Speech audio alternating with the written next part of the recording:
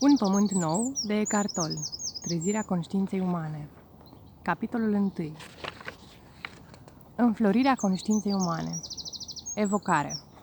Planeta Pământ, în urmă cu 114 milioane de ani, într-o dimineață oarecare, imediat după răsărit, prima floare se deschidea către soare. Anterior acestui eveniment spectaculos care vestea o transformare în evoluția vieții plantelor, planeta era deja de milioane de ani acoperită de vegetație. Probabil că prima floare n-a supraviețuit prea mult, iar apariția florilor a rămas un fenomen răzleț din cauza condițiilor de bună seamă nefavorabile încă răspândirii sale. Până într-o zi când a fost atins un prag critic, după care pe toată întinderea planetei trebuie să fi urmat o explozie de culoare și parfum, pe care o eventuală conștiință martor ar fi perceput-o, desigur, dacă ar fi fost prezentă. Mult mai târziu, aceste ființe delicate și parfumate, pe care noi le numim flori, aveau să joace un rol esențial în evoluția conștiinței altor specii. Oamenii au fost din ce în ce mai atrași și fascinați de ele. Pe măsură ce conștiința oamenilor s-a dezvoltat, florile au fost probabil primul lucru lipsit de un scop utilitar, adică de orice legătură cu supraviețuirea, pe care l-au prețuit. Au fost sursă de inspirație pentru nenumărați artiști. Hello! Poeți și mistici. Iisus ne spune, hello boy!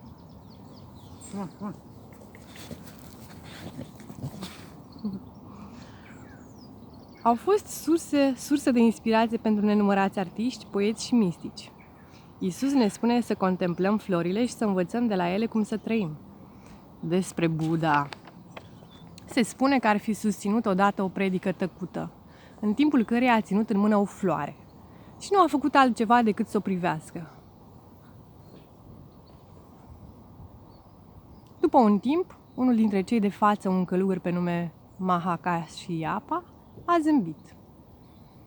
Se spune că acesta ar fi fost singurul care înțelesese predica.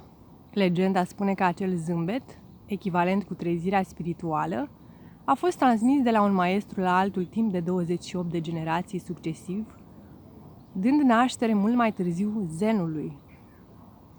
Privind frumusețea unei flori, oamenii pot avea momente oricât de efemere de conștientizare a frumosului, ca parte esențială a ființei lor cele mai lăuntrice, a adevăratei lor naturi.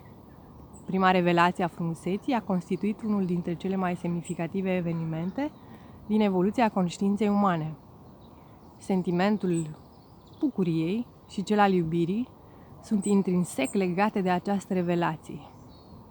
Fără ca noi să ne dăm foarte bine seama de acest lucru, florile au devenit pentru noi expresia materială a ceea ce este în noi înșine mai elevat, mai sacru și în ultimă instanță, lipsit de formă. Efemere, eterice și mai delicate decât plantele din care au apărut, florile au devenit un fel de mesageri ai unui alt tărâm, un fel de punte între lumea formelor fizice și cea fără de formă. Nu numai că aveau un parfum delicat care plăcea oamenilor, ci aduceau totodată și mireasma tărâmului spiritual. Folosind cuvântul iluminare, într-un sens mult mai larg decât este acceptat în mod convențional, am putea privi florile drept întruchiparea iluminării plantelor. Se poate spune despre orice formă de viață, minerală, vegetală, animală sau umană, că se îndreaptă către iluminare. Totuși, fenomenul acesta este extrem de rar, căci el presupune mai mult decât un progres evolutiv, implică o discontinuitate în dezvoltare, un salt la un nivel de ființare total diferit și, ceea ce este cel mai important, o diminuare a caracterului material.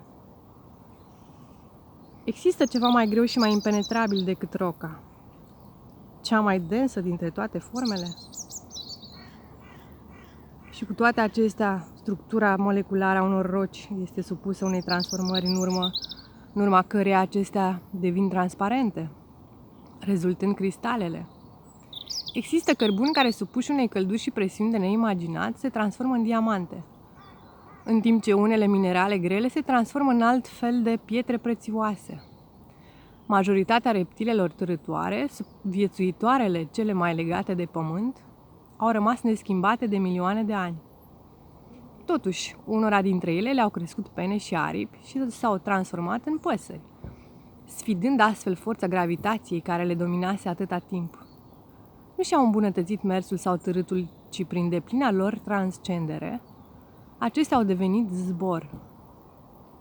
Din vremuri imemoriale, florile, cristalele, pietrele prețioase și păsările au avut o semnificație specială pentru spiritul uman.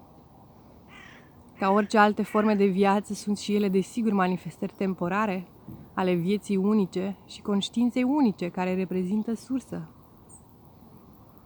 Semnificația lor specială, fascinația pe care o exercită asupra oamenilor și afinitatea omului față de aceste făpturi pot fi atribuite calităților eterice. Dacă acceptăm ideea existenței unei anumite prezențe printr-o atenție tăcută, dar vie, percepția umană poate sesiza o esență divină a vieții. Acea conștiință sau acel spirit ce se lășluiește în fiecare creatură, în fiecare formă de viață și o poate recunoaște ca fiind propria ei esență, iubind-o astfel ca pe sine însăși. Însă până când nu se va întâmpla acest lucru, cei mai mulți dintre oameni vor vedea doar forma exterioară și nu vor fi conștienți de esența lăuntrică, tot așa cum nu sunt conștienți de propria lor esență și se identifică exclusiv cu forma lor fizică și psihologică. Totuși, în cazul unei flori, al unui cristal, al unei pietre prețioase, al unei păsări, chiar și o persoană lipsită de prezență poate simți ocazional că este vorba despre ceva mai mult decât simpla existență fizică a formei respective, fără să știe că aceasta este motivul atracției și afinității pe care o resimte. Datorită naturii lor eterice, formele acestea ascund mai puțin spiritul care se lășluiește în ele, decât se întâmplă și la alte forme de viață. Excepție în cazul acestora din urmă, fac formele de viață nou-născută. Bebelușii, cățelușii, pisicuțele, miei și așa mai departe. Acestea sunt fragile, delicate, nu sunt încă statornicite ferm în materialitate. În ele mai strălucește o anumită inocență, o dulceață și o frumusețe ce nu aparțin acestei lumi. Ele produc încântare și unor oameni relativ insensibili. Așadar, atunci când contemplați cu atenție vie o floare, un cristal sau o pasăre, fără ca în acele momente să le denumiți în mintea voastră, ele devin o fereastră către lume, fără de forme. Se produce o deschidere interioară, oricât de mică, spre tărâmul spiritual. Din acest motiv, cele 3 forme de viață, iluminate, au jucat un rol atât de important în evoluția conștiinței umane din vremuri străvechi. Din acest motiv, bijuteria florii de lotus este simbolul central al budismului, iar o pasăre albă, porumbelul, poartă semnificația Sfântului Duh în creștinism. Acestea au pregătit terenul pentru o schimbare mai profundă în conștiința planetară, menită a se produce în cadrul speciei umane. Este trezirea spirituală ai cărei martori începem acum să fim. Scopul acestei cărți este pregătită umanitatea pentru o transformare a conștiinței, o înflorire interioară atât de radicală și profundă încât, în comparație cu ea, florile, oricât de frumoase ar fi fiind, nu sunt decât o palidă reflexie. Pot ființele umane să-și piardă densitatea structurii minților lor condiționate pentru a deveni asemenea cristalelor și pietrelor prețioase, ca să spunem așa, transparente față de lumina conștiinței? Pot ele sfida atracția gravitațională a materialismului și materialității, ridicându-se deasupra identificării cu forma care menține ego-ul în viață și care le condamnă să fie prizonierele propriilor personalități? Posibilitatea unei astfel de transformări a constituit mesajul central al marilor învățături spirituale. Mesagerii, Buddha, Isus și alții, nu toți cunoscuți, au reprezentat florile timpurii ale umanității. Aceștia au fost precursorii acele ființe rare și valoroase. O înflorire cu largă răspândire nu era încă posibilă în acele vremuri. iar mesajul lor a ajuns să fie în foarte mare măsură greșit înțeles și adesea mult deformat. Nu ca pe îndoială că el nu a reușit să transforme comportamentul uman la scară largă, ci doar pe cel al unui procent de oameni. Oare în prezent este umanitatea mai pregătită decât era în vremea acelor învățători? Din ce motiv ar fi mai pregătită acum? Ce puteți face dacă există ceva ce ați putea face pentru a produce sau accelera această schimbare în plan interior?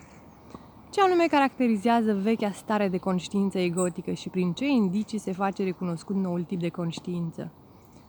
Acestea și altele sunt întrebări esențiale de care ne vom ocupa în cartea de față. Mai important este faptul că această carte în sine este un instrument de transformare rezultând din răsărirea unei conștiințe noi. Ideile și conceptele prezentate aici pot fi importante, dar sunt secundare. Ele nu fac decât să indice direcția în vederea trezirii. Pe măsură ce veți citi în interiorul vostru, se va produce o schimbare. Scopul principal al acestei cărți nu este acela de a adăuga noi informații sau credințe minții voastre, și nici acela de a încerca să vă convingă de ceva anume, ci de a înfăptui o schimbare în conștiința voastră, cu alte cuvinte, de a vă trezi. În acest sens, cartea pe care o țineți în mână nu este una interesantă. Pentru a o vedea interesantă, trebuie să păstrați, să aprobați sau să dezaprobați. Cartea aceasta este despre voi. Ea vă va modifica starea conștiinței, altfel rostul ei va fi nul. Ea îi poate trezi doar pe cei care sunt pregătiți. Nu oricine trezește avântul în conștiința colectivă, crește. Nu oricine este pregătit, dar mulți sunt și cu fiecare persoană care se trezește, avântul în conștiința colectivă crește, înlesnind drumul altora. Dacă nu știți ce înseamnă trezire, citiți cartea. Doar trezindu-vă veți putea cunoaște adevăratul înțeles al acestui cuvânt. Este suficientă o străfulgerare pentru a iniția procesul de trezire, iar acesta este ireversibil. Pentru unii, străfulgerarea va apărea în timp ce citesc cartea. Pentru mulți alții, procesul a început deja, chiar dacă ei n-au realizat.